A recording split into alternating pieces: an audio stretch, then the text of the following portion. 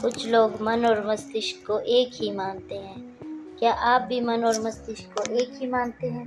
अगर हाँ, तो आपको बता दें कि मन और मस्तिष्क दोनों अलग अलग हैं और दोनों में बहुत अंतर है।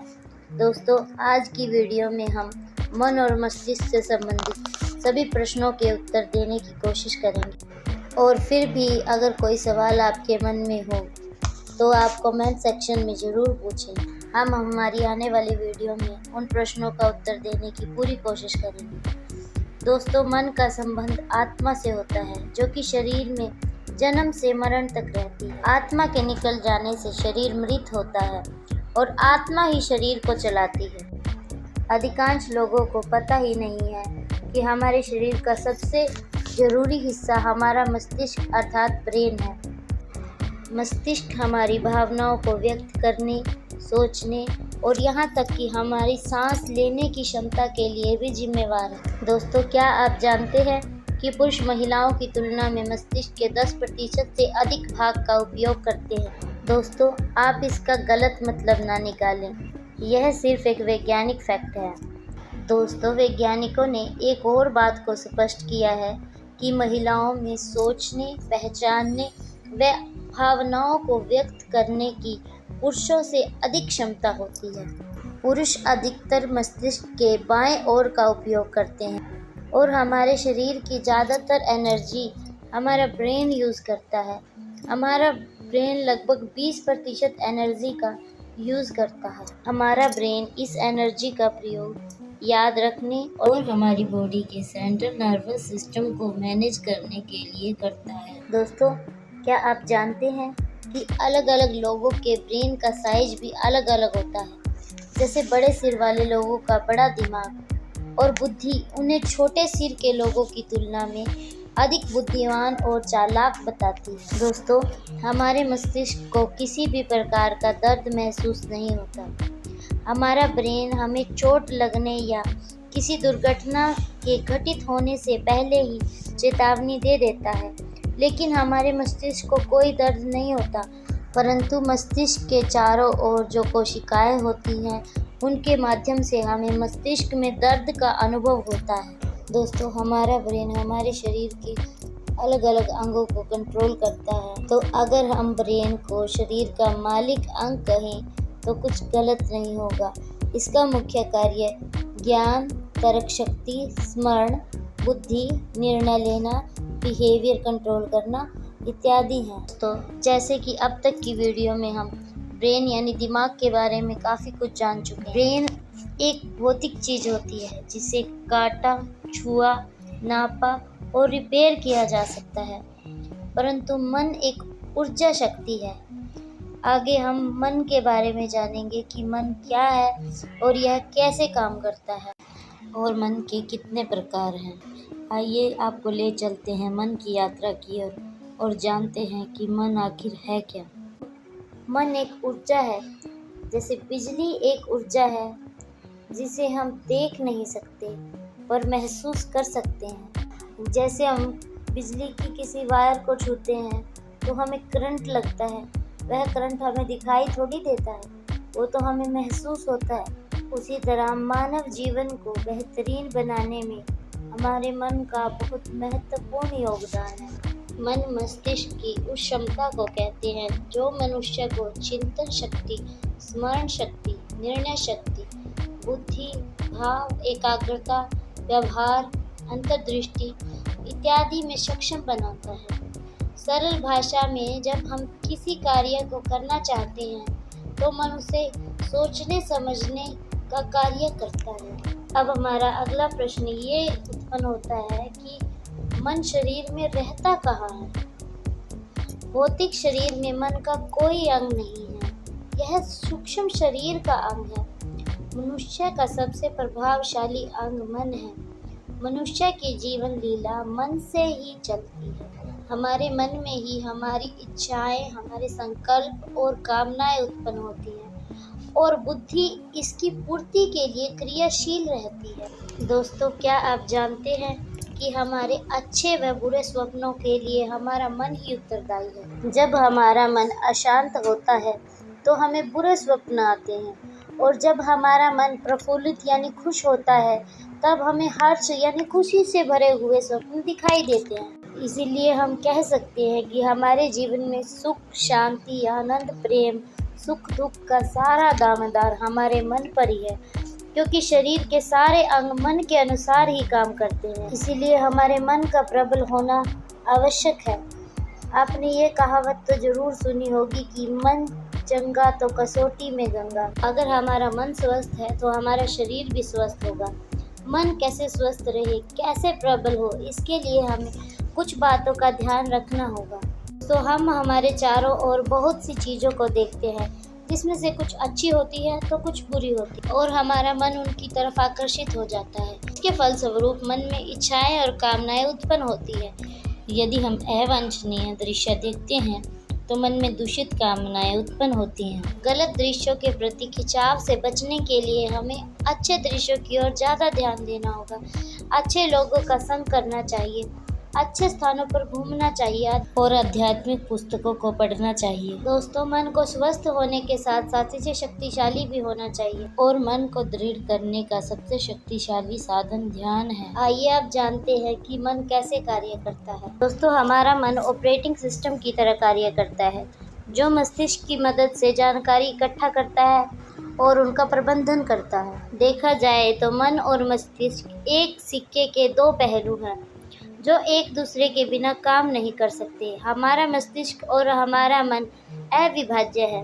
दोस्तों, आपने ये कहावत तो सुनी ही होगी कि मन जीते जगत जीत। जिस इंसान ने अपने मन को समझ लिया और मन पर विजय हासिल कर ली, वह संसार की हर वो चीज़ पा सकता है जो वह पाना चाहता है। आइए जानते हैं मन के प्रकार।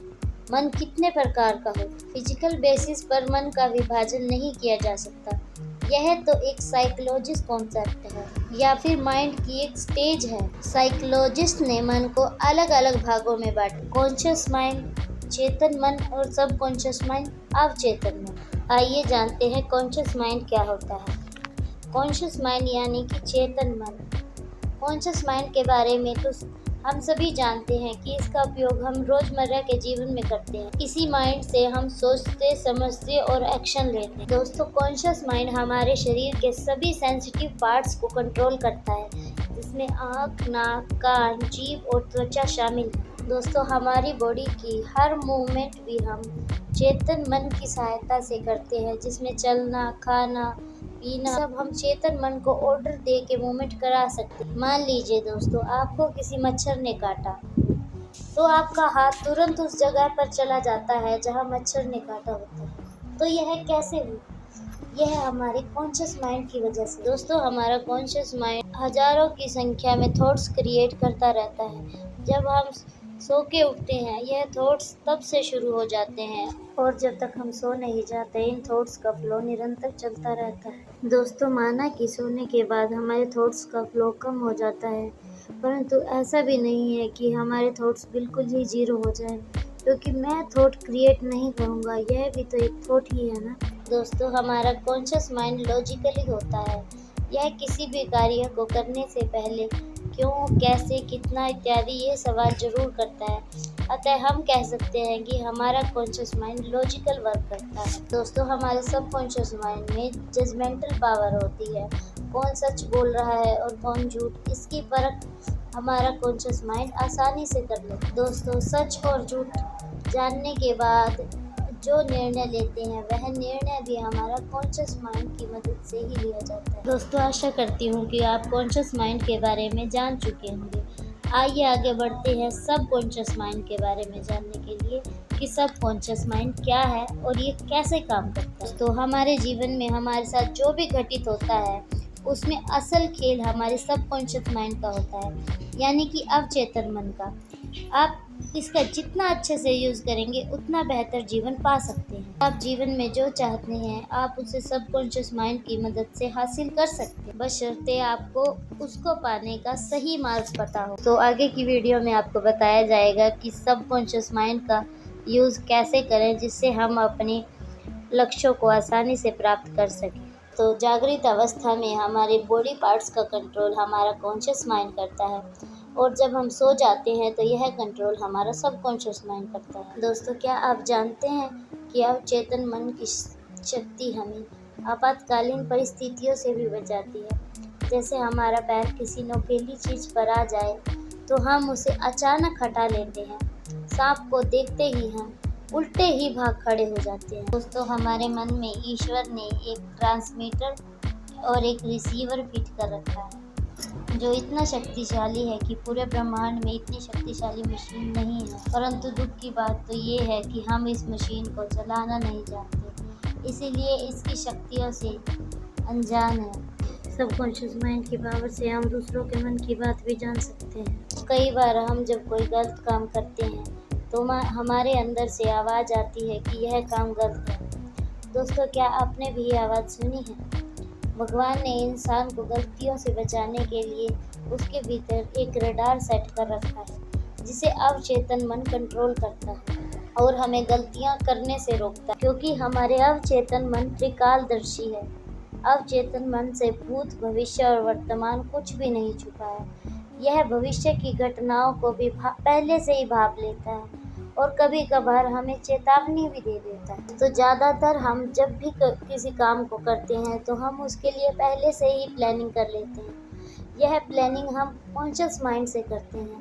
इसको ह्यूमन प्लानिंग कहते हैं, जिसमें हम आमतौर पर फेल हो जाते हैं। परंतु दोस्तों, जब हम अर्ध जागृत मन से प्लानिंग करते हैं तो वह कार्य हर हाल में पूरा होता है और हमें उस कार्य में सफलता अवश्य मिलती है। तो क्या आप जानते हैं हमारे थॉट कितने पावरफुल होते हैं? आइए जानते हैं थॉट्स पावर के लाभ और हानि। आइए इसे एक एग्जाम्पल से समझते हैं।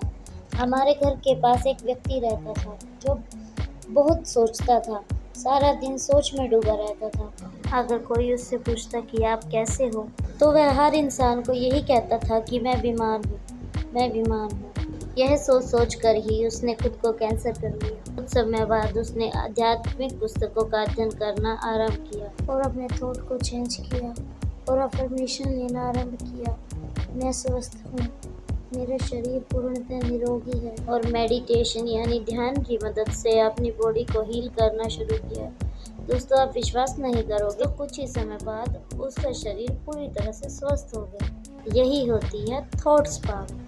और सबकॉन्शियस माइंड की मदद से हम अपने थॉट्स को कंट्रोल कर सकते हैं और उन्हें पावरफुल बना सकते हैं और जो चाहिए वो हासिल कर सकते हैं। दरअसल सारा खेल हमारे अवचेतन मन का ही है। यह जो चाहता है वही स्थिति कभी ना कभी हमारे जीवन में वास्तविकता में घटित हो जाती है। तो अवचेतन मन की एक और विशेषता यह भी है कि वह हमारे द्वारा दिए गए निर्देशों को, चाहे वह सकारात्मक हो या नकारात्मक, उनके बीच में फर्क करना नहीं आता और वह उन निर्देशों को यूं का त्यों स्वीकार कर लेता है और उसे हकीकत में बदलने में जुट जाता है। तो क्या आप जानते हैं कि हमारा अवचेतन मन कभी सोता नहीं है, कभी रुकता नहीं है। चाहे आप सो रहे हो तब भी यह काम करता रहता है। इसी का उदाहरण है बिना रुके सांस लेना और दिल का धड़कते रहना। दोस्तों, जब हमें कोई चोट लगती है तो यह हमारे वाइट ब्लड सेल्स को उस चोट को ठीक करने का आदेश देता है और कुछ ही दिनों में हमारी चोट ठीक हो जाती है। हमारा सबकॉन्शियस माइंड वही काम करता है जो थॉट हम क्रिएट करते हैं। तभी कहा जाता है कि हमेशा अच्छा ही सोचना चाहिए, वही सोचना चाहिए जो आप चाहते हैं कि वह हकीकत हो, क्योंकि जो आप चाहते हो वही होता है। जाने अनजाने में आप चिंता कर बैठते हैं और नकारात्मक विचार करने लगते हैं। ऐसे में कुछ सही होने की बजाय स्थिति और बिगड़ जाती है, क्योंकि आप वैसा ही सोच रहे हैं। तो अब से सकारात्मक ही सोचें और उसे साकार होता हुआ देखें। दोस्तों, अगर आपको वीडियो पसंद आई हो तो लाइक, शेयर और कमेंट करें और चैनल को सब्सक्राइब करें। Thanks for watching.